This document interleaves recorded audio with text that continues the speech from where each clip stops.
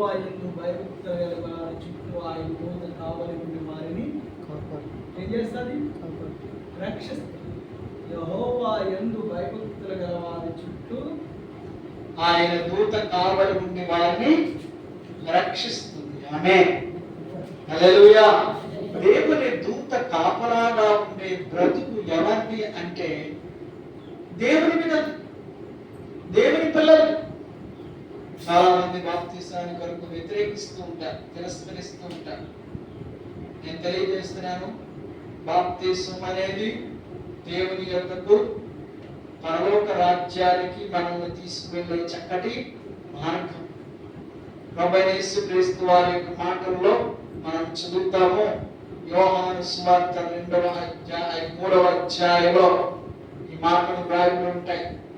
నికోదేము యేసు ప్రభు వారి దగ్గరికి వచ్చినప్పుడు వృద్ధుడు నికోదేము ప్రభువైన యేసుక్రీస్తు వారిని అడుగుతాడు, నిత్య జీవము, శాశ్వతమైన బ్రతుకు నేను పొందుకోవాలంటే ఏం చేయాలి అని అంటాడు.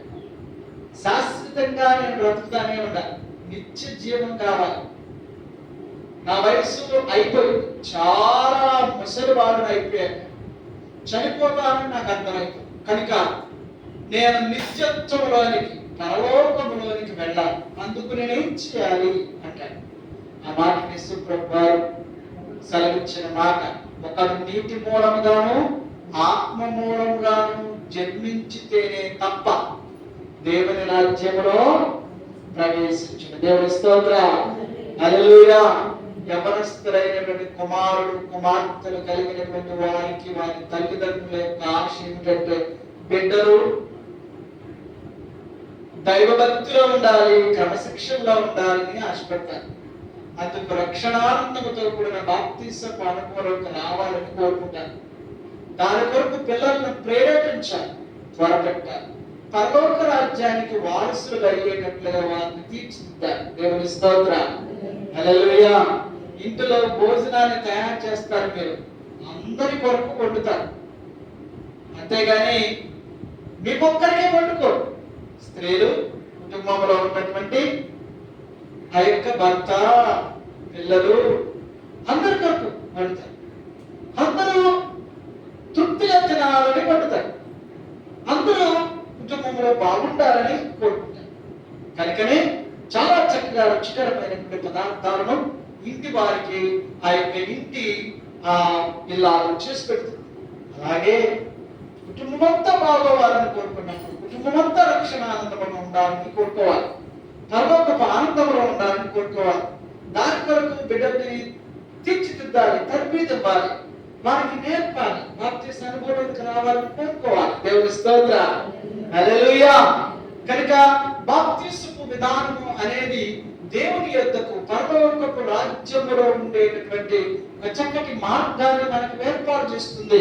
అంత మాత్రమే కాదు, పరిశుద్ధాత్మకు మనల్ని దగ్గర చేస్తుంది. ఆత్మ నివసించేటటువంటి హృదయాన్ని మనం పొందుకోవడానికి మార్గాన్ని వెసులుబాటు చేస్తుంది. దేవుని స్తోత్రం. హల్లెలూయా. కనుక దేవుని యొక్క సన్నిధిలో ప్రతి ఒక్కరు సంఘంలో బాప్తిస్మ అనుభవంలోకి రావాలని నేను ఆశపడుతున్నాను. లేఖన భావన అంచుకునే మాటలు మనము జ్ఞాపకం తీసుకుంటాము. ఈ సమయంలో ఎదున్నటువంటి బైబిల్ తెరిచి నాతో పాటుగా ఏకీభవించి మాటలు చూడాల్సిందిగా నేను కోరుచు ఉన్నాను. గమనించండి, ఎంత పెద్ద వాహనమైనా చిన్న స్టీరింగ్ చక్రం, డ్రైవర్ చేతిలో ఉన్న చక్రంతో తిరిగిపోతుంది. తాను ఎటు తిప్పాలనుకుంటే అతను ఆ వాహనాన్ని తిప్పేస్తాడు. కుడికి తిప్పాలంటే కుడికి, ఎడమకి తిప్పాలంటే ఎడమకి. ఆ చిన్న చక్రం తిప్పగానే బండి ఏమైపోతుంది? ఎంత పెద్ద వాహనమైనా సరే, అది కంటైనర్ అయినా సరే, అంటే పెద్ద బాక్స్ మోసుకొని పోతున్నటువంటి వాహనమైనా సరే, మరి అది ఎలాంటిదైనా సరే చిన్న స్టీరింగ్ తో తిరిగిపోతుంది. సముద్రంలో పెద్ద పెద్ద షిప్పులు వెళ్తా ఉంటాయి, పెద్ద పెద్ద ఓడలు. ఆ ఓడలకు చిన్న చక్రం ఉంటుంది. ఆ చక్రాన్ని వారు తిప్పుతా ఉంటారు. వారు ఎటు తిప్పితే అంత పెద్ద ఓడ, అన్ని అంతస్తుల ఓడ. అది 3 అంతస్తులు ఉండొచ్చు, 4 అంతస్తులు ఉండొచ్చు, విశాలంగా ఉండొచ్చు, పెద్ద ఓడ ఎంతో సామాగ్రిని మోసుకుపోతుంది, జనులను తీసుకెళ్తుంది. విస్తారమైనటువంటి ఆ యొక్క వస్తు సామాగ్రిని తీసుకుని సముద్రంలో వెళుచున్నటువంటి ఓడను ఎటు తిప్పాలంటే అటు తిప్పేస్తారు. వారి చేతిలో ఉన్న చిన్న చక్రాన్ని గమనించండి.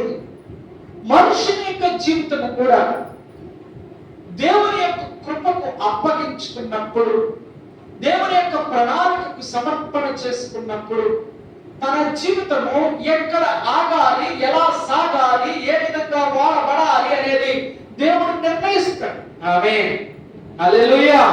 లేఖన భాగంలో చక్కటి మాట ఉంటుంది. భక్తుడైనటువంటి సొలొమోను రాస్తాడు, ఒకరి నడత వాని దృష్టికి మంచిగా కనిపిస్తుందట, చివరికి అది మరణానికి తీసుకుపోతుంది.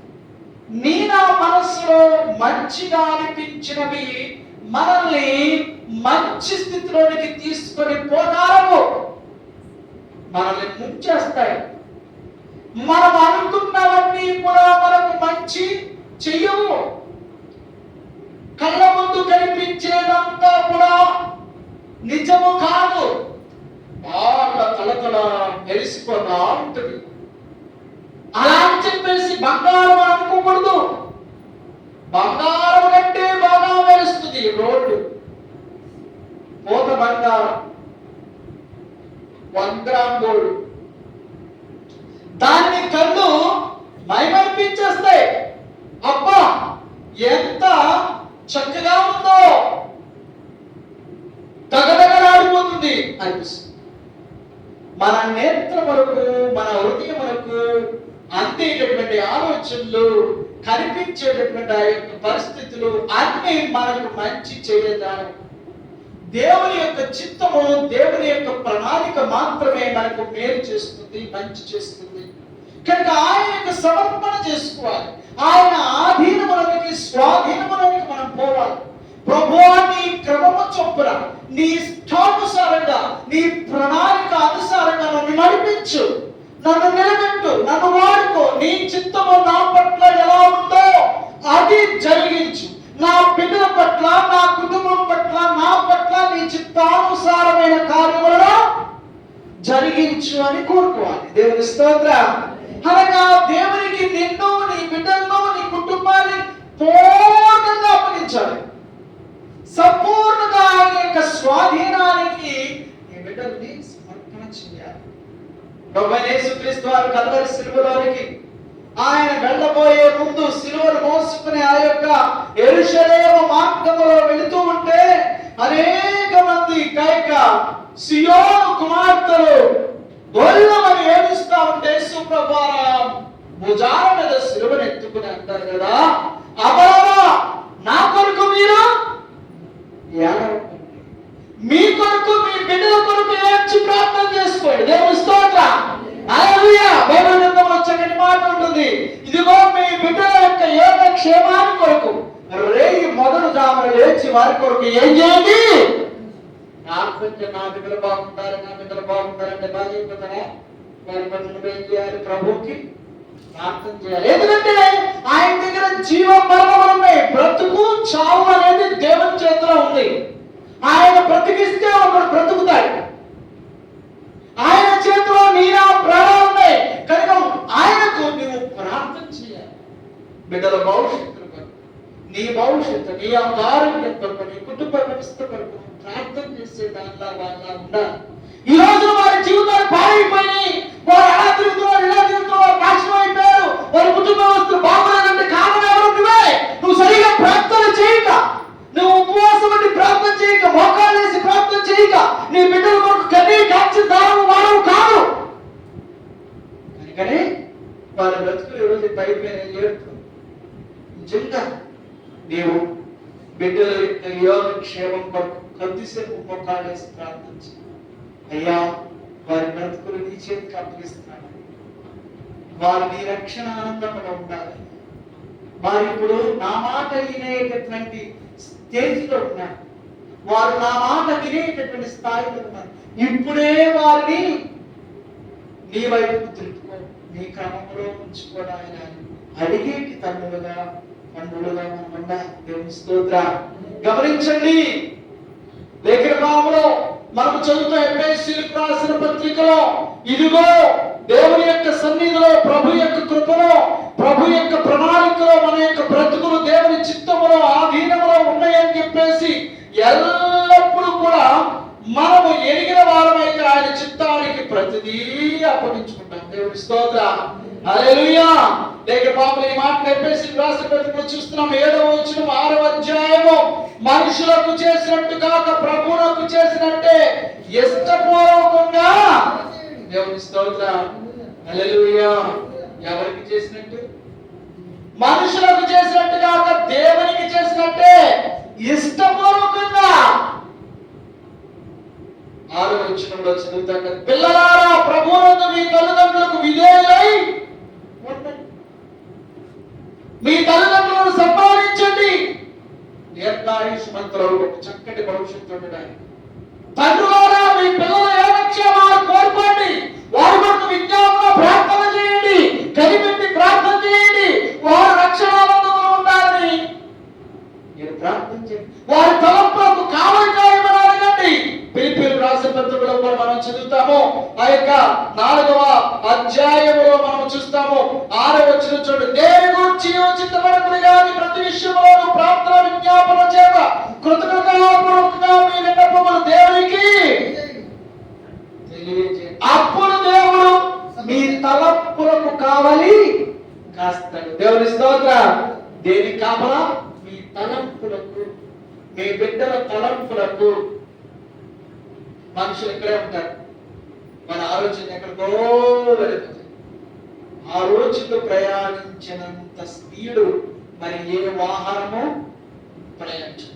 జెట్, ఆ యొక్క ఫ్లైట్ కూడా, ఆ యొక్క విమానం కూడా ప్రయాణించడం అంత స్పీడ్గా వెళ్ళిపోతుంది.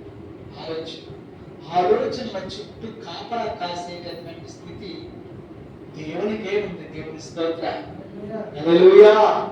ఆలోచనలకు కాపలా కాసేటటువంటి స్థితి. నీ బిడ్డను నువ్వు తలుపేసేసి ఇంట్లో పెట్టేసేయచ్చు, కానీ వారి ఆలోచనలను బంధించలేదు. వారిని బంధించగలవు కానీ వారి ఆలోచనలను బంధించు. వారి ఆలోచనలు కాపలా వేయాలి అంటే ప్రభు చేతికి అప్పగించాలి. దేవుని స్తోత్రం. ప్రభు చేతికి వారిని అప్పగించాలి. నిన్ను నువ్వు దేవునికి చేతికి అప్పగించుకోవాలి. ఎంత పెద్ద వాహనమైనా సరే చిన్న స్టీరింగ్ చేతిలో ఎలా ఒదిగిపోయి ఉంటుందో, ఎంత పెద్ద వ్యక్తి అయినా సరే దేవుని చేతిలో ఉండిపోతాడు. దేవుని స్తోత్రం. హల్లెలూయా. కట్టెకున్న వంకర్లు ఎవరు తీస్తాడు? నిప్పు తీసేస్తుంది కదా. ఎన్ని వంకర్లు ఉన్నా పొయ్యిలో పెట్టి ఏం చేస్తుంది? పొయ్య ఎన్ని వంకర్లను చక్కగా తీసిపెడతాడు. నీటికి చూడండి, నీళ్లు ఎన్ని వంకర్లు తిరిగి వెళ్ళిపోవాలంటే కాలువకి ఏంటంటే వంకర్లు ఉన్నా సరే వంకర్లన్నీ కూడా దాటుకుంటూ నీళ్లు వెళ్ళిపోతాయి. వంకర్లు ఆపగలవా? నీటిని ఆపలే. దేవుని సన్నిధిలో ఎలాంటి కరడబెట్టిన బందిపోడైనా మారిపోతాడు. దేవుని స్తోత్రం. నువ్వు అప్పగించడమే తరువాయి, నువ్వు సమర్పించడమే తరువాయి, నీవు ఆయనకు అప్పగించడమే నువ్వు నేర్చుకోవాలి. భయంకరమైనటువంటి కరడు కట్టినటువంటి ఆ యొక్క వ్యక్తిగా అందరినీ కూడా పంపేస్తున్నటువంటి సౌలు అనబడేటటువంటి వ్యక్తి, తార్సువాడైన సౌలు అనగానే క్రీస్తును నమ్ముకున్న బిడ్డలకు గడగడలాడిపోతున్నారు, భయపడిపోతున్నారు. అలాంటి వారిని సైతము దమస్కు గేట్ దగ్గర పడద్రోసి, సౌలా నీవే నన్ను హింసిస్తున్నావు, మునుకోలకు ఎదురు తొడుతున్నావు, నీవు అది నీకు క్షేమం కాదు. సౌలు మారిపోయాడు, పౌలైపోయాడు. దేవుని స్తోత్రం. హల్లెలూయా. ఎంత బలమైన వ్యక్తి అయినా దేవుడి చేతిలో పెడితే ఉండిపోతాడు. దేవుని స్తోత్రం. కనుక ఆయన చేతికి అప్పగించుకోవాలి, సమర్పణ చేసుకోవాలి. లేక బాబు అపోస్తలుల కార్యములు ఆ యొక్క మార్గంలో మేము చూస్తున్నాను. చదువుదాము. ఆ అపోస్తలుల కార్యములు 2వ అధ్యాయము 42వ వచనాన్ని చదువుదాం. అపోస్తలుల కార్యములు 2వ అధ్యాయము 42వ వచనం. వీరు అపోస్తలుల బోధయందును సహవాసము అందును రొట్టె విరుచుట యందును చేయుట యందును ఎడతెగక ఆమేన్ హల్లెలూయా. వీరు ఎవరు? దేవునికి అప్పగించుకున్నవారు. వీరు ఎవరు? వారు దేవునికి అప్పగించుకున్నారు. నేను మనము దేవునికి అప్పగించుకుంటే మనలో ఉండాల్సిన క్వాలిటీస్ ఏంటి ఈ సందర్భంలో చెప్తున్నాను. ఇదిగో ఎంత పెద్ద షిప్ అయినా దేనికి అప్పగించుకుంటుంది? స్టీరింగ్కి అప్పగించుకుంటుంది. ఎంత పెద్ద వాహనమైనా దేనికి అప్పగించుకుంటుంది? ఆ యొక్క స్టీరింగ్కి, ఆ చక్రానికి అప్పగించుకుంటుంది. ఇన్ కేస్ చక్రానికి ఆ స్టీరింగ్ కి సంబంధం లేదనుకోండి, దాని ఇష్టం దాందే, దీని ఇష్టం దీందే, దేని ఉపయోగం ఏమి? ఎంత పెద్ద వ్యక్తి అయినా సరే దేవుని చేతికి అప్పగించుకొని దేవుని స్తోత్రం. వీరు ఎవరు? దేవునికి అప్పగించుకున్నవారు. ఏం చేయాలి? అపోస్తుల బోధ యందును దేవుని స్తోత్రం దేవుని వాక్యాన్ని వినడానికి అప్పగించుకుంటారు. దేవుని వాక్యములో ఉండడానికి అప్పగించుకుంటారు. లేఖన భాగంలో ఇదిగో ఈ మాటను మనం చదువుతాం. మొదటి అధ్యాయము యోహాను రాసినటువంటి పత్రిక మొదటి అధ్యాయము 2వ అధ్యాయంలో కూడా చిన్న పిల్లలారా అని చెప్పి సంబోధిస్తుంటారు. యోహాను పిల్లలారా మీరు మీ దేవునికి అప్పగించుకోండి. 26వ వచనం చదువుదాం. 2వ అధ్యాయము యోహాను రాసినటువంటి మొదటి పత్రిక 2వ అధ్యాయం 26వ వచనం చూడండి. మిమ్మను మోసపరచిన వారిని బట్టి వ్రాయించున్న ఆయన వలన మీలో నిలిచి ఉన్నది కనుక ఎవరు మీకు బోధింపనక్కర్లేదు. గమనించండి, మీలో అపోస్తుల యొక్క బోధ ఉంది. దేవుని స్తోత్రం. ఆ బోధను మీరు గ్రహించి నేర్చుకోండి, దానిని అనుసరించి ప్రవర్తించండి. దేవుని స్తోత్రం. దేవుని వాక్యానుసారంగా బ్రతకండి. వాక్యము మనల్ని కంట్రోల్ చేస్తుందండి. పాపంలో పడకుండా, చెడు కార్యాలు చేయకుండా వాక్యం మనల్ని ఏం చేస్తుంది? ఆధీనతలో తీసుకుంది, మనల్ని కంట్రోల్ చేస్తుంది, మనలోకి నిగ్రహంలోకి తీసుకొస్తుంది. దేవుని వాక్యము ఒక వ్యక్తిని క్రమపరుస్తుంది, శుద్ధీకరిస్తుంది.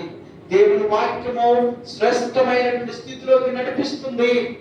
మనుషులు హేళన చేస్తారు, అవమానపరుస్తారు. వాక్యం ఏం చేస్తుందో తెలుసా? నిన్ను శుద్ధి చేస్తుంది, పవిత్రపరుస్తుంది. ఇదిగో మనందరికీ పరిచయమైనటువంటి వ్యక్తి ఆనాకే మూర్తిగా ఆయన బైబిల్ గ్రంథాన్ని చదవడం మొదలెట్టాడు.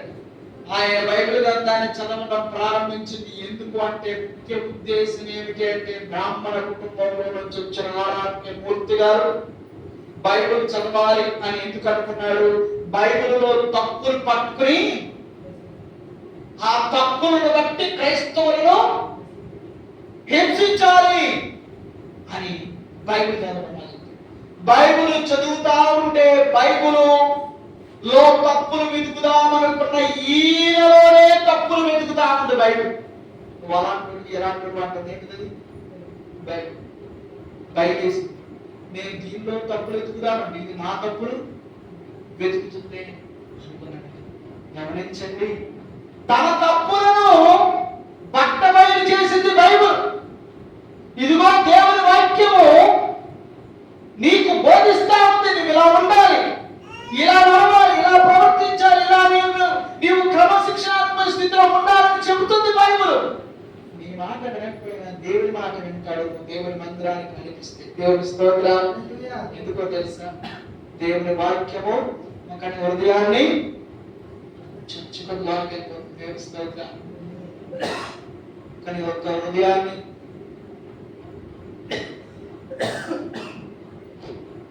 దేవుని వాక్యము సూటిగా తేటగా పరీక్ష చేస్తుంది, పరిశీలన చేస్తుంది. దేవుని వాక్యం చేత ఒక వ్యక్తి శ్రేష్టమైన స్థితిలో నడిపించబడతాడు. తనను తాను కనపరుచుకోగలుగుతాడు. లేఖన భాగంలో ఇదిగో వీరు అపోస్తుల బోధ యందును దేవుని స్తోత్రం.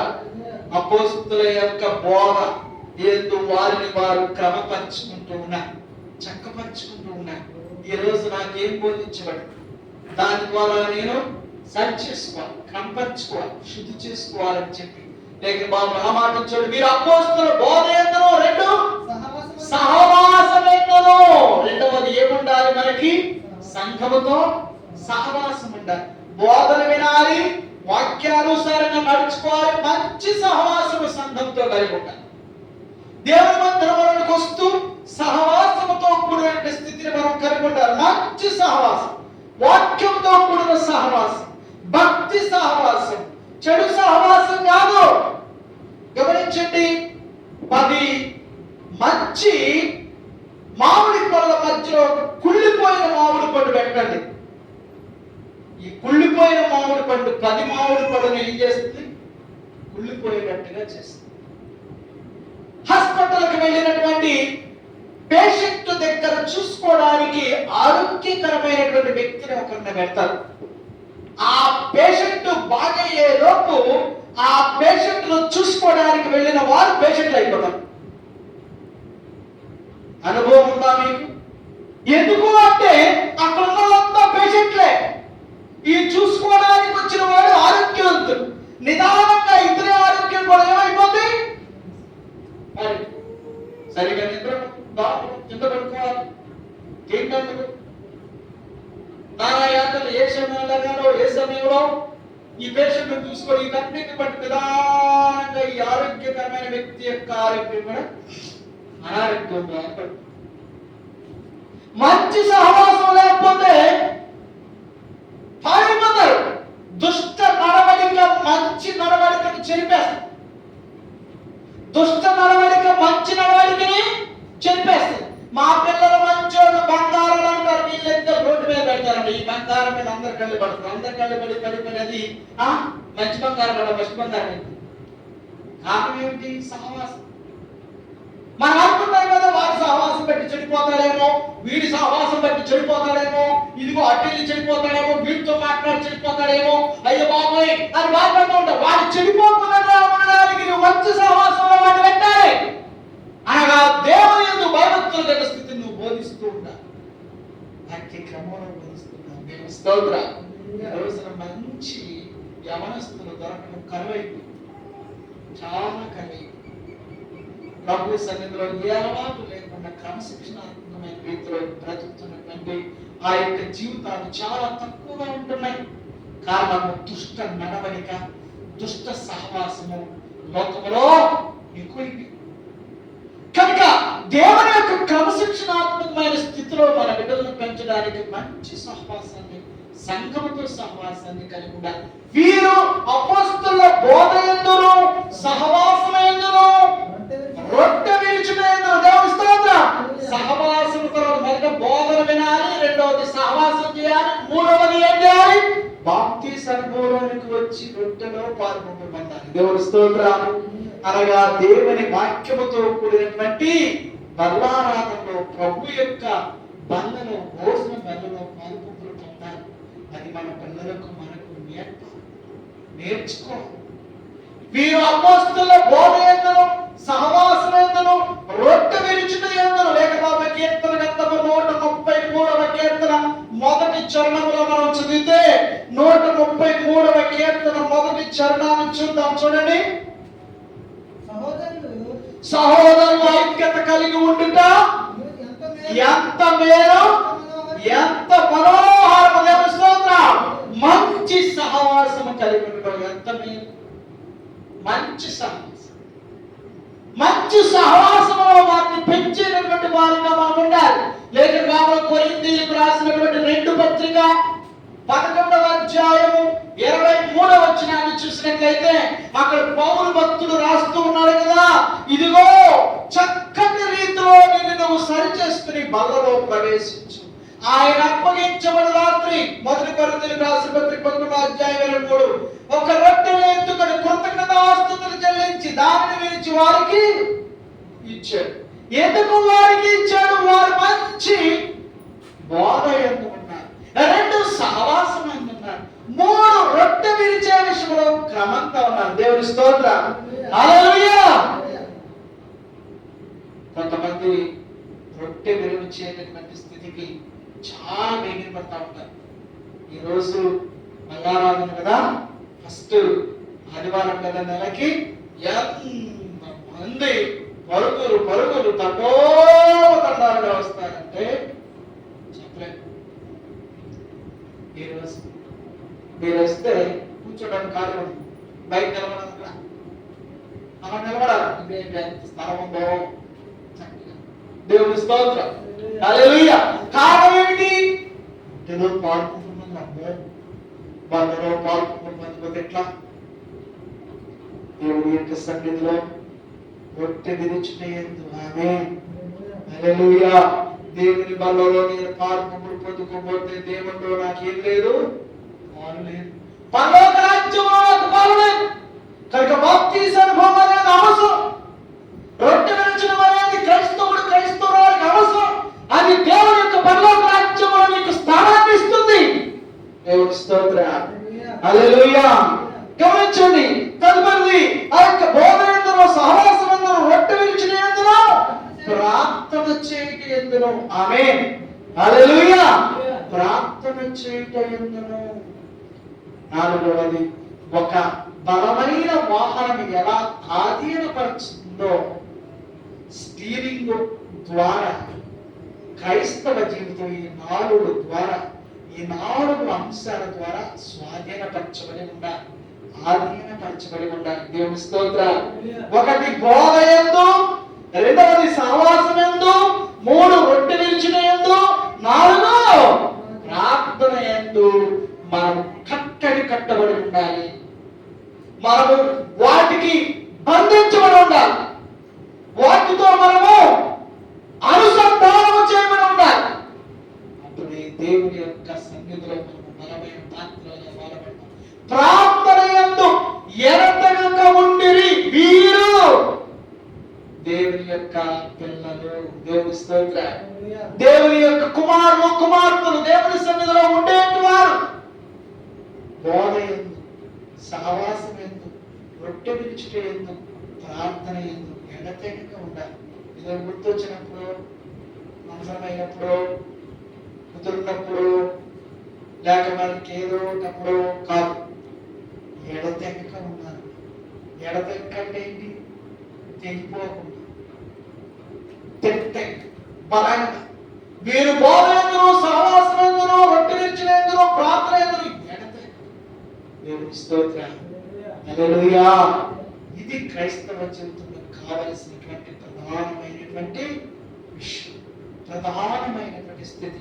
కనుక క్రైస్తవులు క్రీస్తుకు ఆ యొక్క బలమైన పాత్రలుగా, బిడ్డలుగా ఉండడానికి నేర్చుకోవలసినవి. నేను దేవుని మందిరంలో వాక్యములో నిమగ్నమై ఉండాలి, సహవాసం కలిగి ఉండాలి, సంఘముతో దేవుని యొక్క బలంలో ప్రవేశించాలి, ప్రార్థనలో ఉండాలి. ఒక బలమైన జీవాన్ని పట్టుకోవాలి అంటే వ్యక్తి ఎలా ఉండాలి? బలంగా ఉండాలి. ఏమంటారు? గేదెను తారేసి కట్టేస్తా ఉంటారు, కట్టుపోయి. గేదెను కట్టుపోయి కంటే గేదె నీకు ఆధీనంలో ఉండాలి. నీకు ఆధీనంలో అది లేకపోతే నిన్ను ఏడ్చుకుని వెళ్ళిపోద్దా లేదా? లేకపోతే ఈ మధ్య కాలంలో జరిగిన విషయం 2 రోజుల క్రితం అచ్యుతాపురం, విజయనగరం జిల్లా, పూసపాటి రేగ ఆ ప్రాంతంలో కొంతమంది సముద్రంలో వేటకి వెళ్ళారు. సముద్రంలో 40 కిలోమీటర్లు లోనికి వెళ్ళారు. విజయనగరం జిల్లా, బంగాళాఖాతం సముద్రం. 40 కిలోమీటర్లు లోనికి వెళ్ళిన తర్వాత ప్రశాంతంగా ఉంది సముద్రం. వలలు వేసేవాడు వలలేస్తున్నారు. ఒక కుర్రాడు గాల వేశాడు, మనవరం నుంచి గాల వేశాడు సముద్రం. కొద్దిసేపటికి గాలానికి ఒక చేప అది లాగాడు. చాలా బలంగా వస్తుంది చేప. దాన్ని బలమైన రీతిలో లాగుతున్నాడు. బలంగా వస్తుంది పైకి.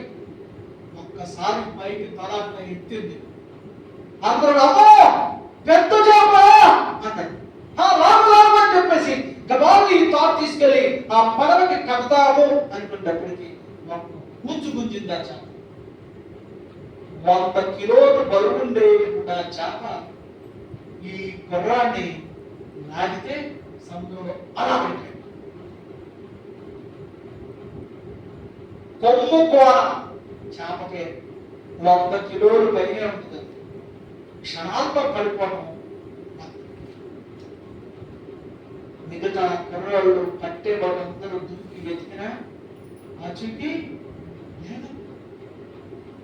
ఆ చేప ఇతనికంటే బలంగా ఉండబట్టే కదా మనిషిని లాక్కుపోయింది.